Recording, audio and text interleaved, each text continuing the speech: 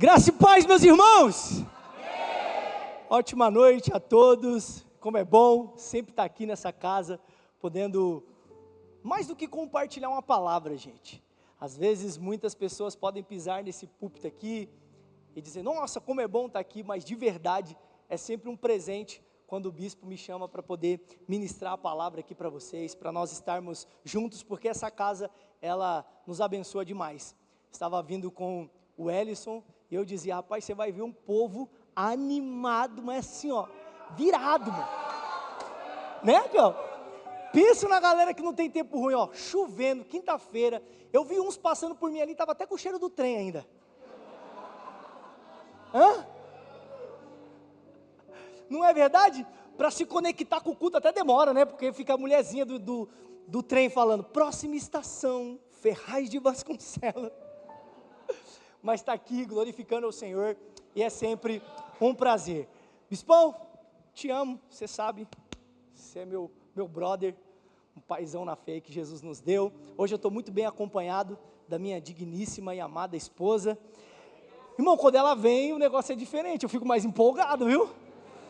Então você já se prepara aí, Marcelão, vem comigo, hein, mano? Também está aqui minha prima, minha irmã, Ellison, parceiro de fé, Richard, galera toda aí veio aí para dar uns glória a Deus junto com vocês. Esse povo não enjoa de ver eu pregar não, mano, ver eu pregar direto aí, eu vou pro lugar, eu quero ir. Rapaz, que doideira. Você trouxe Bíblia? Abre ela comigo aí, por gentileza. 1 Samuel, capítulo de número 13, nós vamos ler o versículo 13 e o versículo 14. A versão que eu vou utilizar aqui é uma NVT, talvez esteja um pouquinho diferente da sua. Mas hoje eu quero falar com vocês, em cima de um tema, 3 características de um homem segundo o coração de Deus. Faz um tempinho já que eu não falava um pouquinho de Davi, e essa semana eu fiquei pensando sobre Davi, e esse sermão queimou no meu coração. Eu quero compartilhar ele com vocês nessa noite, eu tenho certeza que Jesus vai falar muito com você. E a minha intenção é que você saia daqui, no mínimo, 1% mais apaixonado pela presença de Deus do que você entrou. Amém? Ricão, parceiro, Deus abençoe, mano. Vamos ler o texto bíblico? 1 Samuel, capítulo 13, verso 13 e o 14, diz assim o texto bíblico. Samuel dizendo a Saul, você agiu como um tolo, exclamou Samuel. Não guardou o mandamento que o Senhor seu Deus lhe deu. Se tivesse obedecido, o Senhor teria estabelecido para sempre seu reinado sobre Israel. Agora, porém, seu reinado não permanecerá, pois o Senhor escolheu um homem, diga comigo, um homem, mais forte, um homem, segundo o coração dele. O Senhor já designou esse homem para ser líder de seu povo, pois você não obedeceu ao mandamento do Senhor.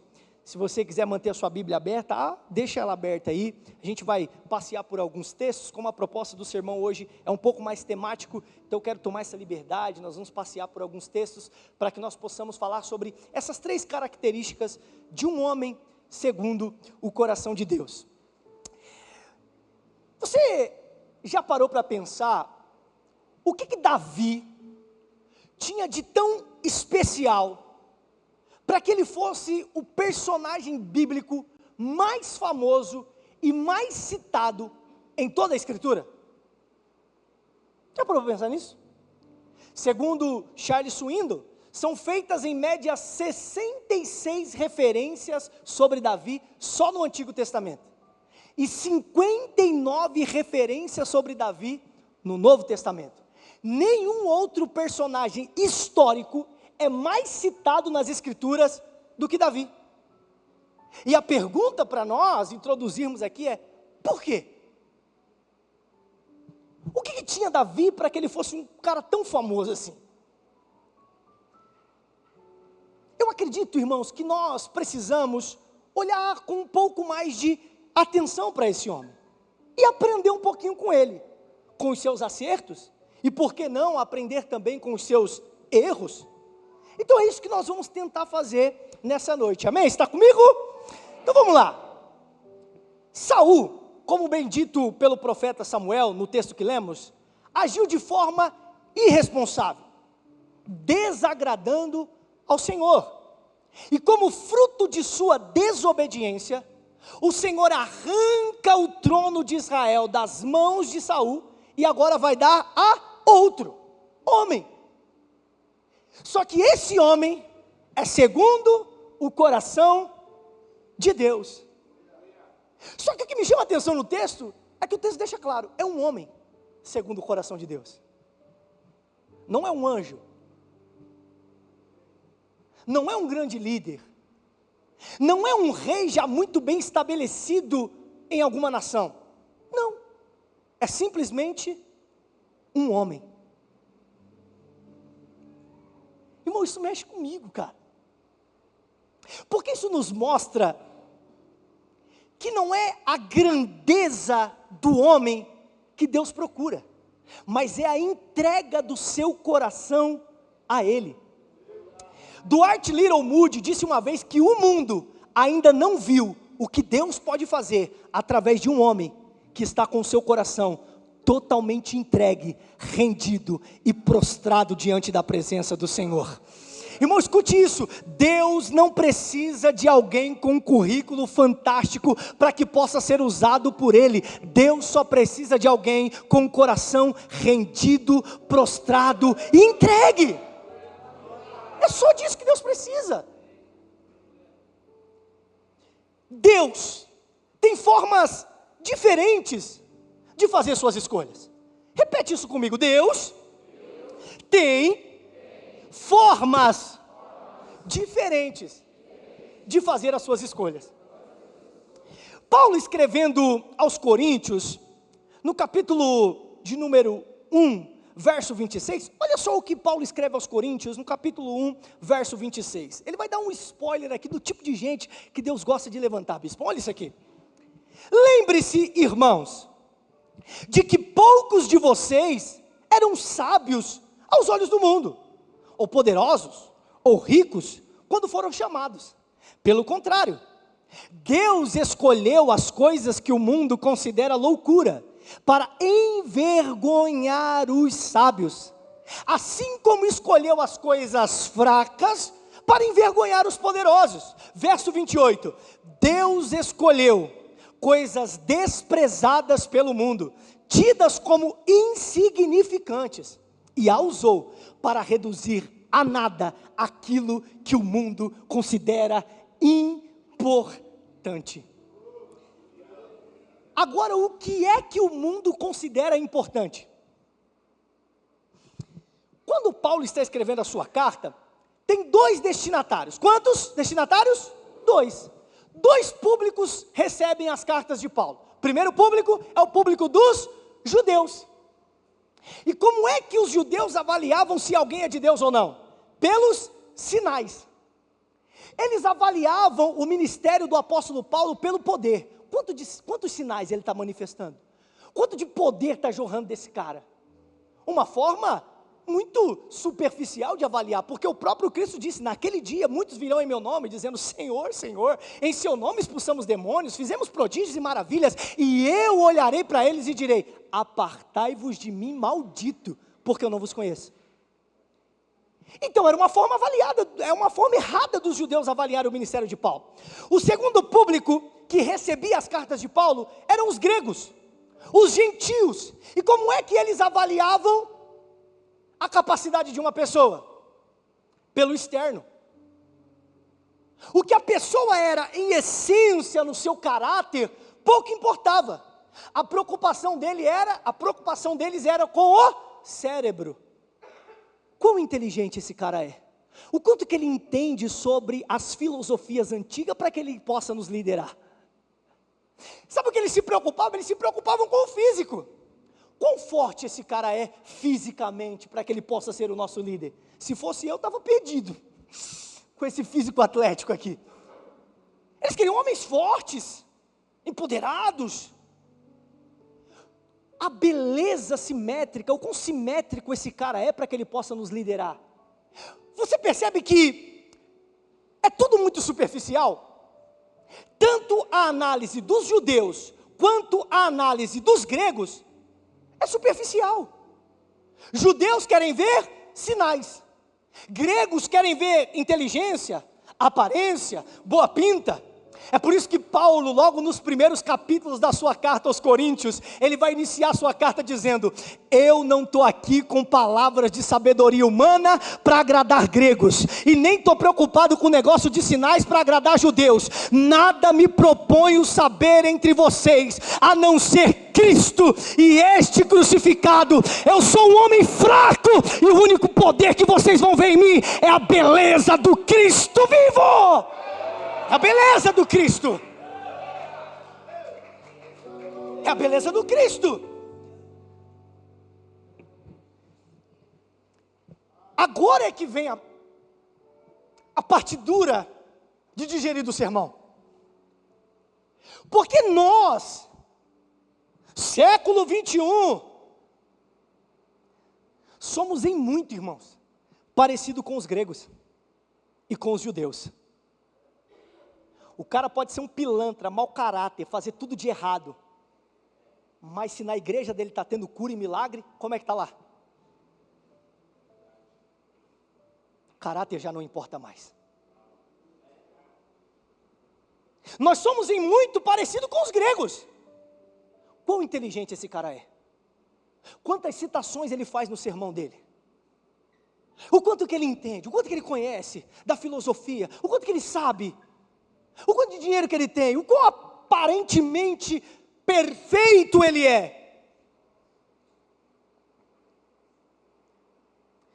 Nós temos muitas dificuldades, irmãos, para entender que Deus pode usar um Paulo e um Davi, que aparentemente não tem nada a oferecer, porque aquilo que homens como Paulo e Davi carregam, não pode ser visto na superficialidade.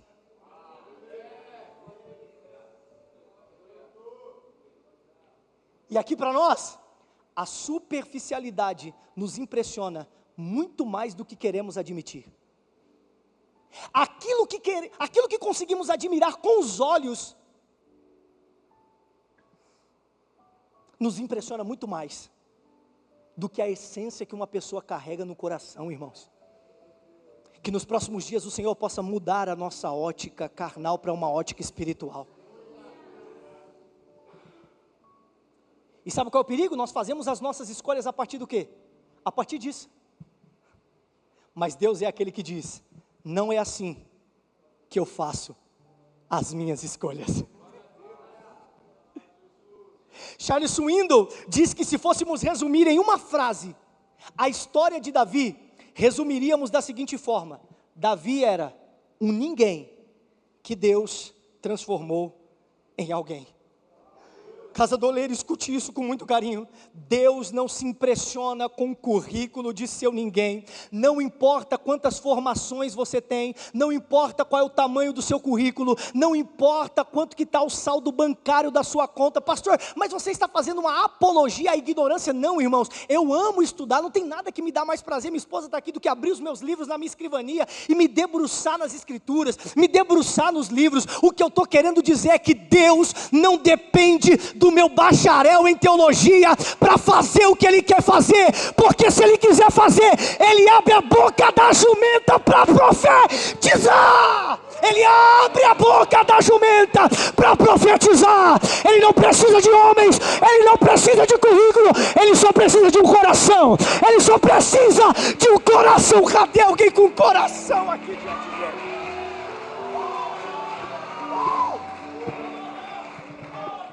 Leu, é só um coração, meu amigo. É só um coração, bispo. É só um coração rendido, entregue, prostrado. Dito isso, eu quero citar então 3 características de Davi, que certamente todo homem segundo o coração de Deus tem. E se você não tiver uma dessas características, não espera acabar o culto não. Enquanto eu for ministrando, você vai dizendo: Espírito Santo, me ajuda. Espírito Santo, gera isso dentro de mim, porque no final do sermão você vai entender que não é nem na força do seu braço que você consegue essas características aqui, mas eu já estou dando spoiler do final do sermão, vamos para cá. Primeira característica de um homem segundo o coração de Deus: espiritualidade. Repete comigo, espiritualidade. Davi era um homem espiritual, e entenda isso pelo amor de Deus. Ser alguém espiritual não é ser alguém perfeito, porque quando nós falamos de espiritualidade, já nos vem à mente aquela pessoa que quer ser a quarta pessoa da Trindade, né?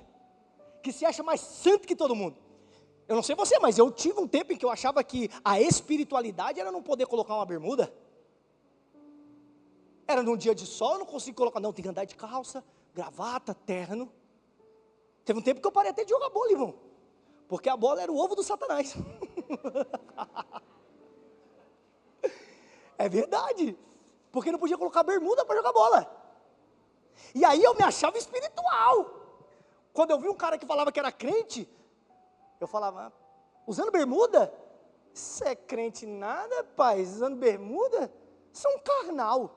Não, mas espiritualidade não tem nada a ver com isso, irmão. Ser espiritual é ser alguém de um coração sensível a Deus. O que é importante para Deus, se torna importante para você. O que pesa no coração de Deus, pesa em você. O que entristece o coração de Deus, entristece o seu coração também. Isso é ser espiritual. Davi era tão espiritual e sensível a Deus, irmãos, que no ápice dos seus maiores pecados, ele escreve uma das orações mais linda já registrada nas Escrituras. Abre aí, Salmo 51. Salmo 51, 1. Salmo 51, só dando um contexto para refrescar sua memória, antes de você ler isso aqui. O que está acontecendo? Davi tinha cometido um pecado de adultério. Ele caiu com Betseba. Mais do que isso, não contente, ele foi lá e matou o marido da Betseba. Mais do que isso, ele é confrontado pelo profeta Natan. E é dentro desse contexto que ele escreve o Salmo 51. Aqui você vai entender o que é ser um homem espiritual. Olha só o texto. Tem misericórdia de mim, ó Deus, por causa do teu amor. Atenção, a palavra misericórdia, no latim, ela é a junção de duas palavras, misericordis. Miserere quer dizer compaixão, e cordis quer dizer coração. Ou seja, a compaixão e o coração precisam estar juntos em uma causa para que haja misericórdia. Quando Davi diz, tem misericórdia de mim, ele está dizendo, Senhor, coloca o teu coração na minha causa.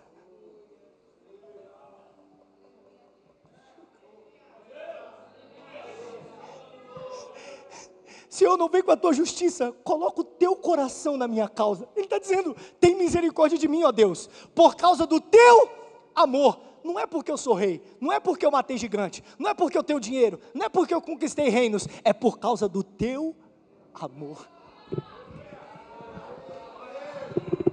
Aí ele continua, por causa da tua grande compaixão, apaga as manchas da minha rebeldia. Lava-me de toda a minha culpa, purifica-me do meu pecado, pois reconheço minha rebeldia, meu pecado me persegue todo o tempo, porque pequei contra ti, somente contra ti, fiz o que era mal aos teus olhos, por isso tens razão no que dizes, e é justo o teu julgamento contra mim, pois sou pecador desde que nasci, sim, desde que nasci, desde que minha mãe me concebeu. Tu, porém, desejas a verdade no íntimo e no coração, me mostras a sabedoria. Purifica-me de minha impureza e ficarei limpo. Lava-me e ficarei mais branco que a neve. Devolve-me a alegria e a felicidade.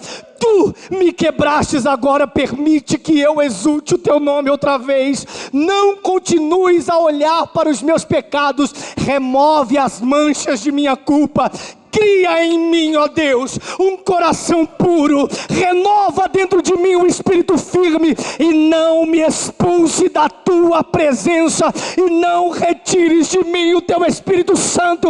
O que Davi está dizendo é: Senhor, até aqui eu conquistei reinos, até aqui eu conquistei riquezas, até aqui eu conquistei palácios, mas nada disso me serve se eu não tiver a tua presença, presença, presença, presença, presença, presença. Ah, casa do oleiro, é da presença que nós precisamos, é da presença.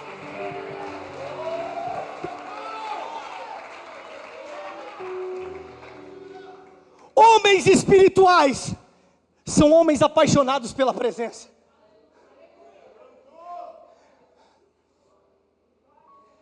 Essa era a grande diferença entre Davi e Saul. Porque Davi era alguém que cultivava a sua espiritualidade. Davi era alguém que amava a presença de Deus. Saul não. O que é cultivar a espiritualidade, pastor? A palavra cultivar no latim vem de cuidar, regar, dar uma atenção diferenciada para algo que nós julgamos ser importante. Isso é cultivar. Pastor, como é que eu cultivo a minha espiritualidade? Jejum, oração, leitura da palavra e no ajuntamento dos santos. Davi tinha esse zelo pela presença, esse cultivo pela presença de Deus. Já Saul não. É por isso, mano, que quando Saul peca, Alan, ele se desvia. Mas Davi, quando peca, ele se arrepende. Porque quem cultiva espiritualidade, quando peca não se desvia, se arrepende. Porque ele tem intimidade. Irmão, isso é um princípio precioso da vida de Davi e que se aplica à nossa vida cristã. Se você é alguém que cultiva a sua espiritualidade, quando você cair, quando você pecar, quando você errar, você volta muito mais rápido. Você não consegue ficar muito tempo longe da casa do Pai. Sensibilidade é o que o Senhor quer de nós nos últimos dias. Saul, quando pecou, ele ficou mais triste por ter perdido o trono do que com a presença, irmão. Agora Davi, quando ele peca, ele só se preocupa com uma coisa: com a presença. Você leu o Salmo 51, irmão? Algum momento Davi está falando de trono aqui? Algum momento Davi está falando de cadeira, de posição, de fama, de status, de coroa, de riqueza? Não, é a presença. Davi não era um homem perfeito, mas ele era um homem inconformado com a sua imperfeição. E essa inconformidade de Davi era fruto da sua devoção a Deus. Quanto mais você tiver um cultivo da sua espiritualidade, mais você vai enxergar as suas imperfeições, e mais dependente você vai ser do Senhor, e mais inconformado você vai ser com o seu estilo de vida. Crente conformado com o estilo de vida é crente que não vive uma vida de devoção, irmão. É impossível, cara. Quando nós olhamos, por exemplo, isso aqui é incrível, tá, irmão? Quando nós olhamos, por exemplo, para a vida de Sansão, é evidente que Sansão era um homem cheio do Espírito Santo, não é? A Bíblia diz que era o homem mais cheio do Espírito Santo. O cara matou 1000 homens com uma queixada de jumento, um pedaço de osso. Ele rasgou um leão no meio com as suas próprias mãos, carregou os portões da cidade de Gaza no ombro. Mas por não ser um homem que cultivava a espiritualidade, você se lembra o que aconteceu com Sansão? Vamos ler Juízes capítulo 16, verso 20. Nós temos um dos textos, e o bispo concordou comigo um dia que nós estávamos tomando um café, que esse livro, esse texto, irmão, é um dos textos mais trágicos da Escritura. Quando nós falamos de espiritualidade e sensibilidade à presença de Deus. Juízes capítulo 16, verso 20, eu vou ler na versão King James, porque traduz melhor aquilo que eu quero dizer para vocês. Olha só, Juízes, capítulo 16, verso 20. Quando você procura aí, deixa eu tomar meu Gatorade. Aleluia. Só na casa do oleiro, irmão. O que é água de coco da Rocha Church perto desse Gatorade? Vem cá, profeta. Deixa Deus te usar, varão. Vou pregar até umas 3 da manhã hoje. Aleluia. Vocês estão quase de despedida mesmo que eu estou sabendo, aleluia. Olha só o que diz o texto. Então Dalila o chamou. Sansão, vê, os filisteus estão voltando. Acordando do sono, ele disse: sairei e me livrarei deles, como das outras vezes. Entretanto, ele, está aí no texto, ele quem? Sansão, não sabia, não tinha notado que o Senhor havia se retirado dele.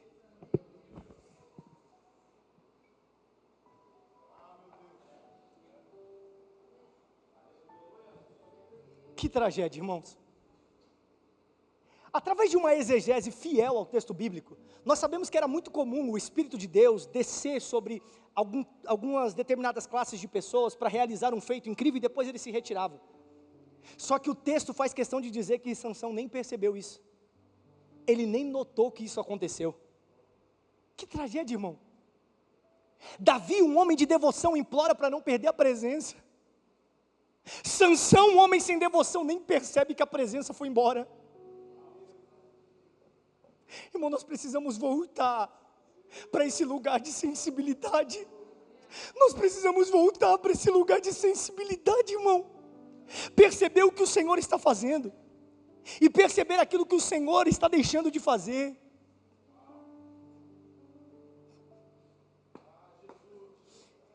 Devoção, irmãos, entrega.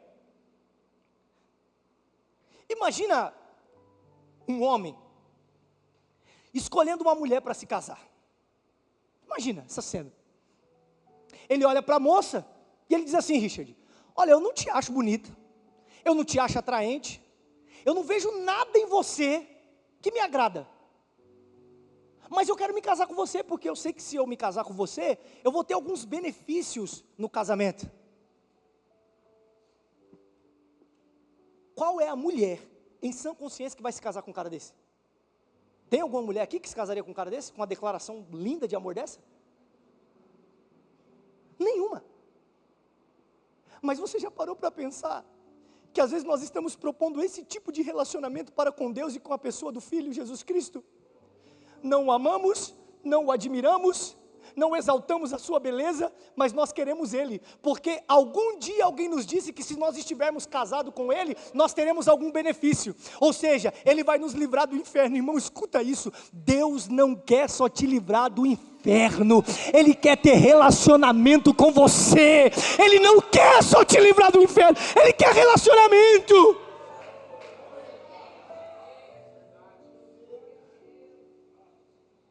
Imagine um casamento que não tem elogios. Imagine um casamento que não tem declarações, que não tem devoção de um para com o outro. É insustentável, irmão. Um relacionamento entre você e Deus que não contém elogios da sua parte é um casamento insustentável.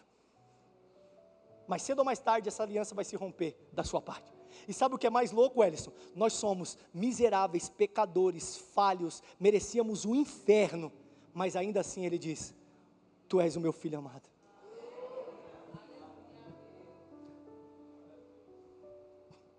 Cara, quando eu olho o amor de Deus para com Israel, irmão, eu tinha desistido de Israel na primeira praga que eu mandasse no Egito. Primeiro murmuro, eu já não ia levar mais esse povo para lugar nenhum, vai ficar aí. Vai morrer tomando chicotada.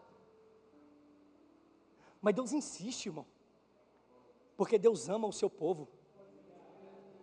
As declarações de amor vai ser só da parte dele, ou a partir de hoje você também vai se declarar para Ele todos os dias?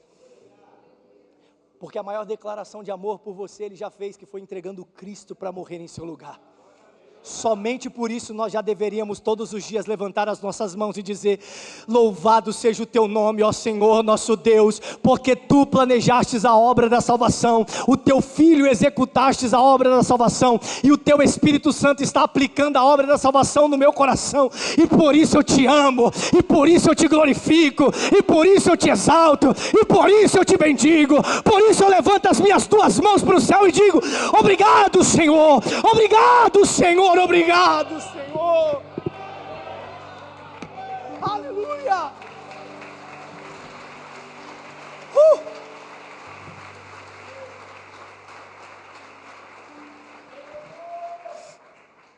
Meu Deus, bispão, estou no primeiro tópico, e agora o que eu faço? Me ajuda.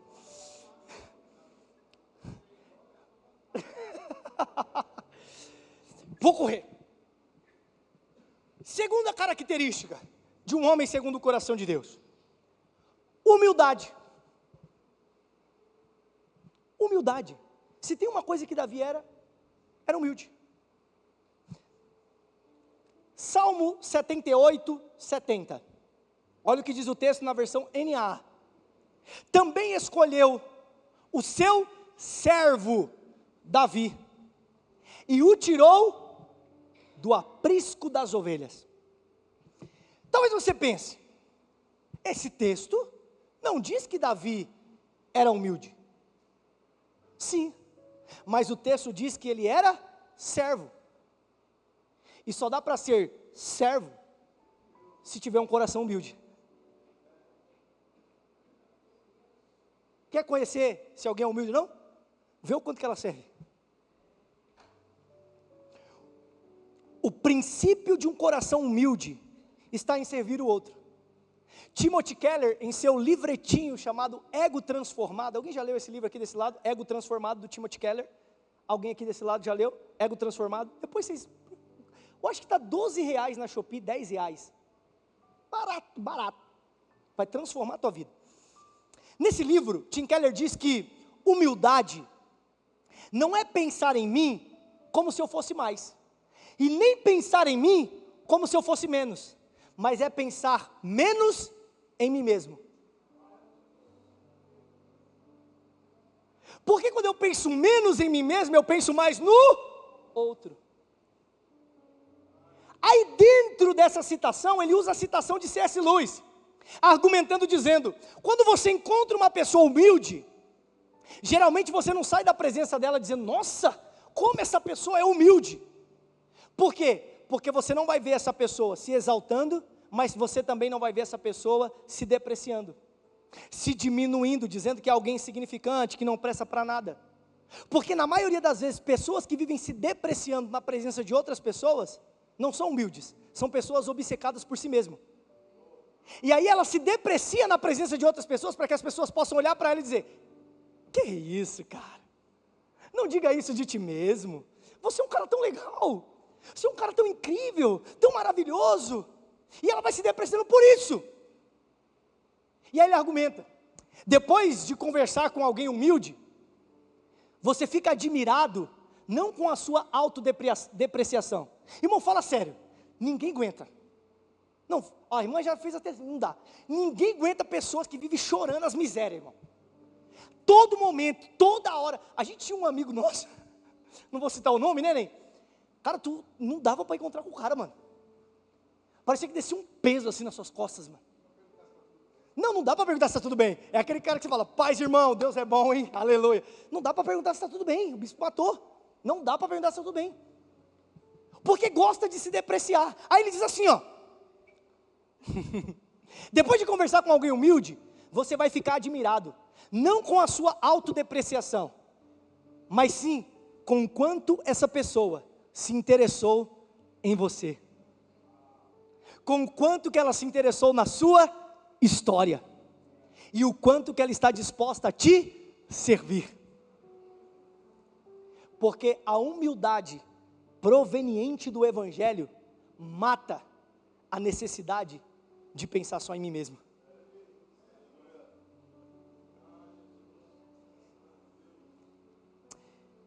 A gente tem essa mania de achar que pessoas humildes são pessoas que não servem para nada, né?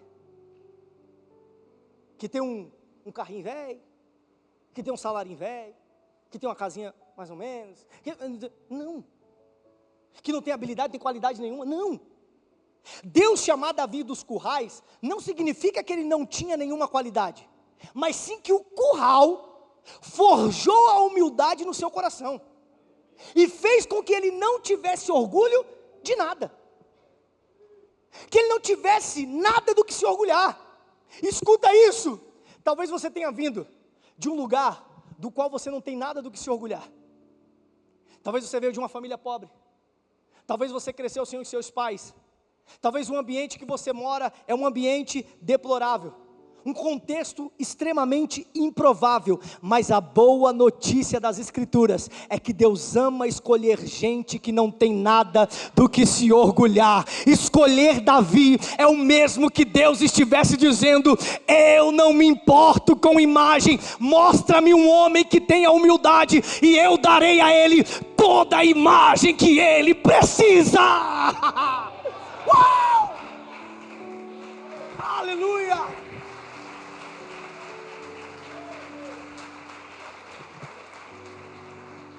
Eu não preciso de imagem, mostra-me um homem humilde, e eu darei a ele toda a imagem que ele precisa. Quem promove é Deus. Deus diz para Abraão: Abraão, sai da tua terra e eu te farei famoso. Deus é quem faz.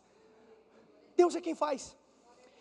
Terceiro, para nós encaminharmos para o final: integridade, espiritualidade, humildade e integridade. Salmos 78, 2, na versão NVI 2011, diz assim: de coração íntegro, Davi os pastoreou. Pastoreou Israel com coração íntegro e com mãos habilidosas o conduziu. Integridade no hebraico traz a ideia de estar por inteiro, completo.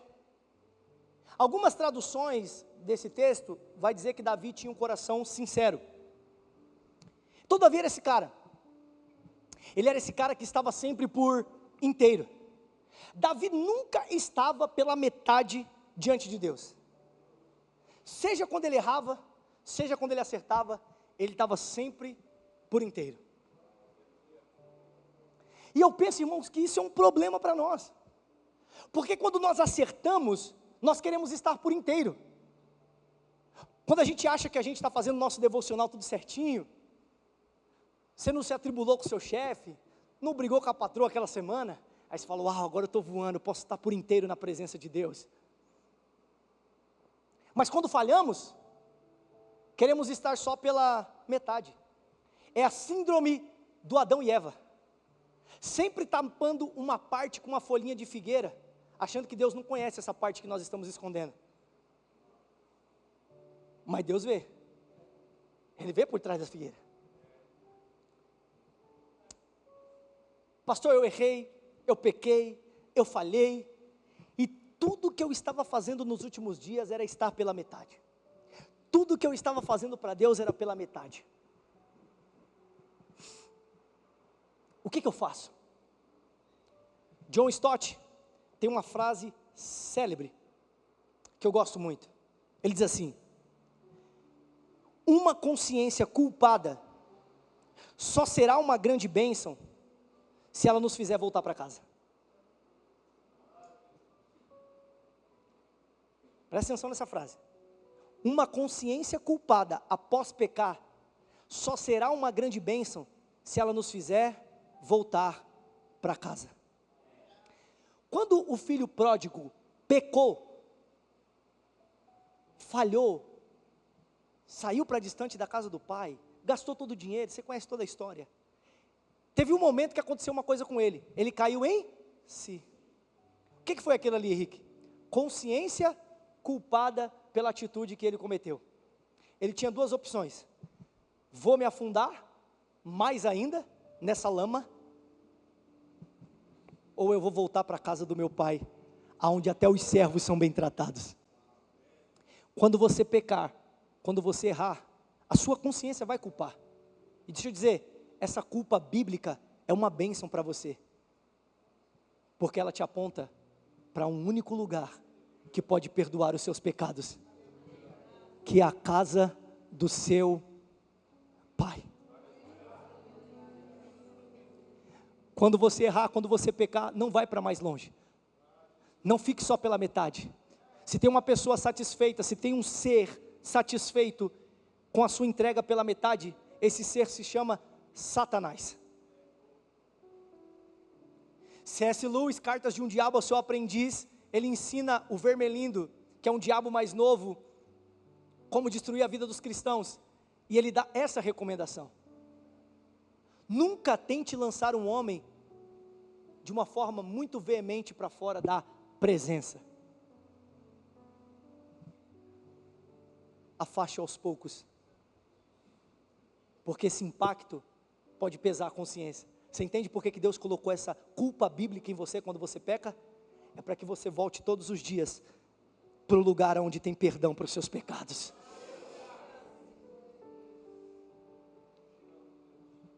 Mas eu penso, bispo, que nós vivemos em um mundo em que a aparência é tão importante, que se nós estivéssemos no lugar desse menino aqui, desse filho pródigo, talvez nós nem voltaríamos para a casa do pai. Porque ele volta para a casa do pai sujo, com fome, sem dinheiro, todo arrebentado. E como nós nos preocupamos tanto com a nossa aparência e com a nossa reputação, talvez nós nem voltaríamos, só para não admitir que nós estávamos errados. Você já encontrou alguém que se afastou? Desviou? Está com a vida toda desgraçada, irmão. Toda arrebentada, moído. Você olha para ele, ele está andando, chega com corcunda assim, ó. Você chega perto dele e fala: e aí, mano, como é que tá? Ele endireita a corcunda e diz: eu estou ótimo. Tá tudo bem. Por quê? Porque não quer admitir que a decisão de sair da casa do pai foi a pior decisão que ele tomou na vida dele. E enquanto uma consciência culpada não nos fizer voltar para o lugar de arrependimento, viveremos uma vida de desgraça, irmão. Volte para o lugar onde há perdão para os seus pecados. E eu finalizo aqui dizendo algo extremamente importante. Se a banda quiser subir, pode subir. Davi foi um homem espiritual, mas a sua espiritualidade não foi perfeita. Davi foi um homem humilde, mas a sua humildade não foi perfeita. Davi foi um homem íntegro, mas a sua integralidade não foi perfeita. Davi foi um rei segundo o coração de Deus, mas não foi um rei perfeito. Só que os evangelhos nos apresentam um rei segundo o coração de Deus, e esse rei não é imperfeito, esse rei é perfeito, e o nome desse rei é Jesus Cristo. Agora escute, Jesus também foi forjado em um ambiente humilde da carpintaria. Jesus também cultivou a sua espiritualidade em oração a todo momento, e ele nunca abriu mão da sua integralidade diante do Pai, mesmo diante da morte. Então, maior do que o rei Davi é o rei Cristo, e a boa notícia do Evangelho é que uma vez que nós estamos em Cristo, nós também temos esse coração humilde, espiritual e integral. Não é na força do seu braço, é estando em Cristo.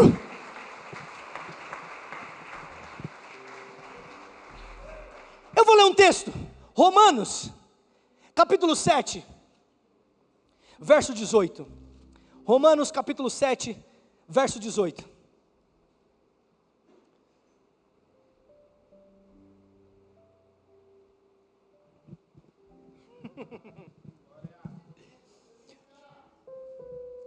Talvez você está aqui, você está dizendo: pastor, realmente eu preciso ser alguém mais espiritual. Às vezes tem umas reuniões de oração na igreja, dá para me ir, dá para fazer um esforço, eu não consigo, não vou. Às vezes tem um jejum coletivo, eu não participo. Leitura bíblica, eu não sei nem quando foi a última vez que eu peguei minha Bíblia, eu preciso ser alguém mais espiritual.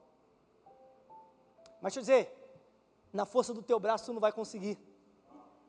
Talvez você ouviu o sermão e você falou: cara, eu preciso ser mais humilde, eu preciso ter um coração de servo, eu preciso me envolver mais, eu preciso ajudar essa obra a expandir, crescer, segurar uma placa, olhar para o carro no estacionamento, eu preciso servir.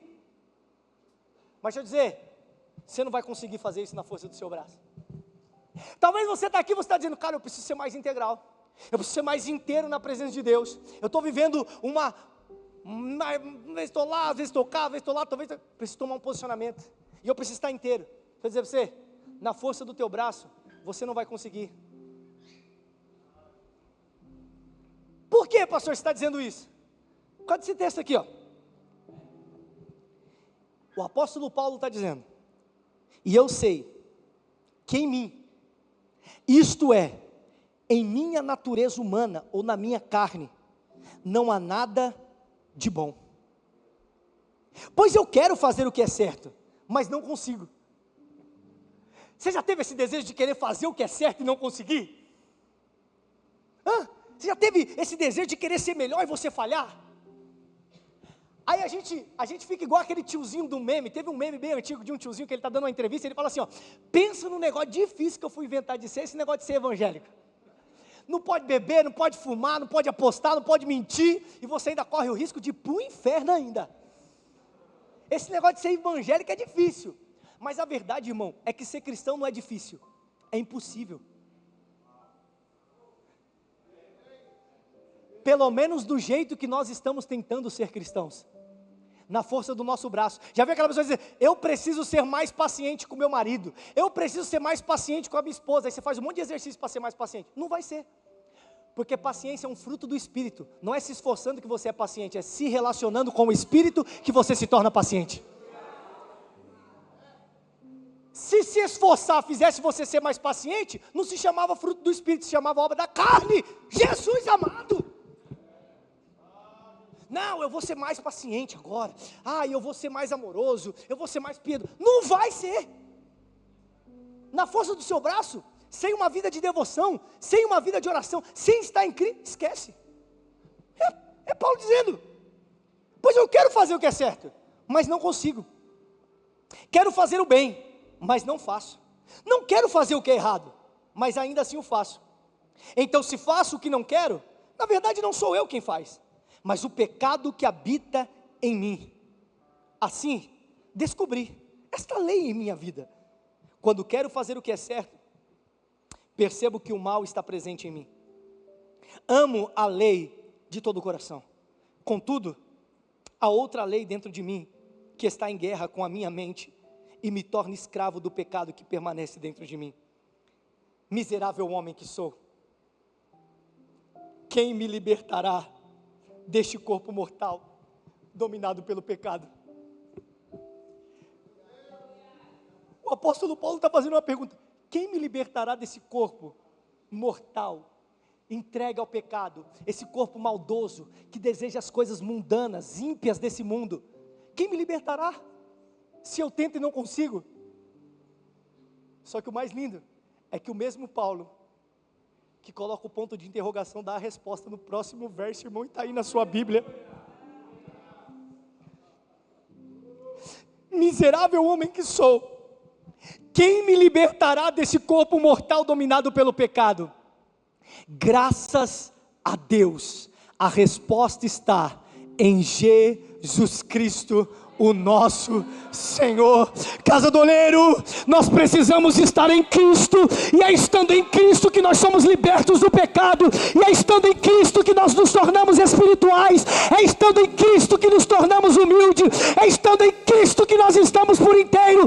Nós precisamos de Cristo, nada mais do que Cristo, nada além do que Cristo, nada superior a Cristo, nada. E se você entendeu o que foi pregado aqui, se levanta do seu lugar, glorificando, exaltando, adorando o nome de Cristo, o nome de Cristo, o nome de Cristo, o nome de Cristo, o nome de Cristo, o nome de Cristo.